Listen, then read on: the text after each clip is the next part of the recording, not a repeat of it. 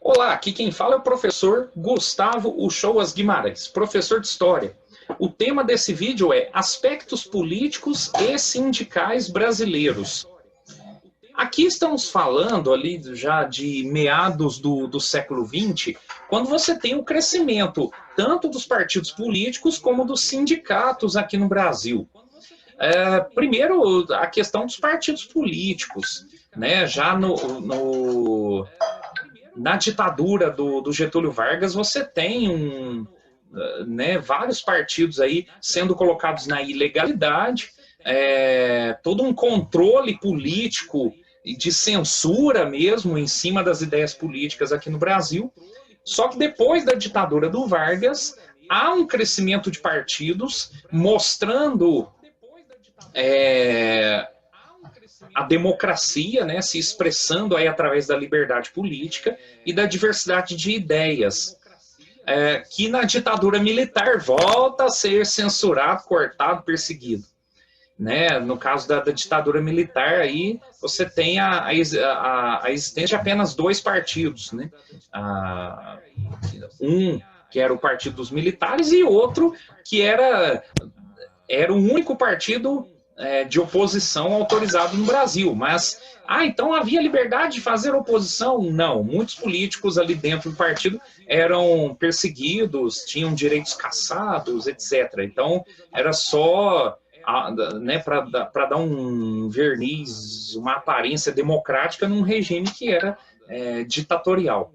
E depois da ditadura militar, você tem a volta aí, né, da liberdade política e da diversidade de ideias, com o crescimento também do número de partidos. Atualmente, o Brasil tem, podendo aí participar de eleições, 33 partidos.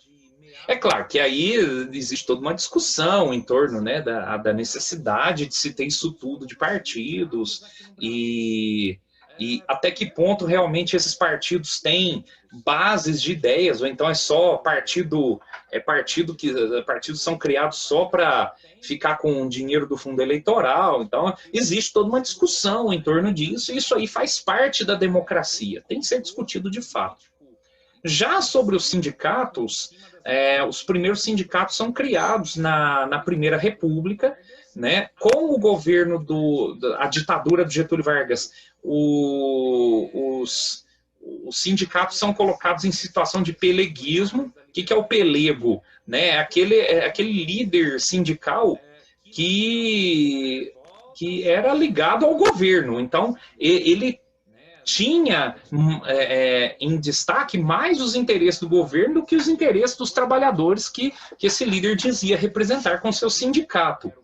Né? O sindicato representa aí os trabalhadores das várias profissões, né? Você tem, por exemplo, sindicato dos trabalhadores rurais, ou então você tem sindicatos ligados aos professores, sindicatos ligados a trabalhadores da área contábil, por exemplo, e muitos outros, né? O Brasil chegou a ter, há 5 anos atrás, chegou a ter 16 mil sindicatos. Né? Depois que foi feita uma reforma trabalhista aqui no Brasil, o número de sindicatos até deu uma diminuída. Mas, na ditadura do Getúlio Vargas, havia essa situação de peleguismo. Né?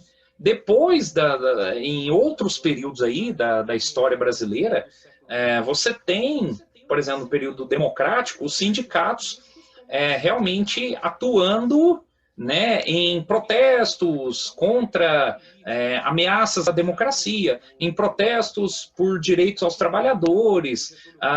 Na ditadura militar, os sindicatos foram duramente perseguidos e, né, por serem associados a pensamentos de esquerda ou pensamentos socialistas, e muitos sindicatos eram acusados até de se envolver em conduta armada contra a ditadura e tal.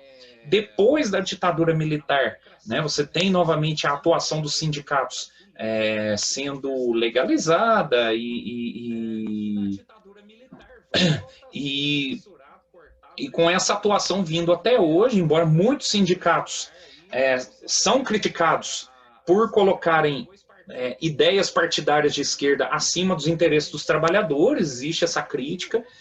Outros sindicatos ou ainda existe outras críticas a sindicatos aí, né, de serem ligados a lideranças políticas, então colocariam interesses partidários também acima de interesses dos trabalhadores, ou ainda a partir ou no caso, a partir do momento que os sindicatos também, quando fazem seu trabalho aí junto aos trabalhadores, muitas vezes sindicatos são criticados por serem agentes da desordem ou para quererem instalar projetos de esquerda, projetos socialistas no Brasil. Então, tem toda uma série de críticas e debates que são feitos em torno dos sindicatos. E isso também é válido dentro de uma democracia. Né? Tudo isso tem que ser realmente discutido, tudo isso, as críticas têm que ser feitas, os debates têm que ser feitos, né? Então, isso mostra que a democracia existe.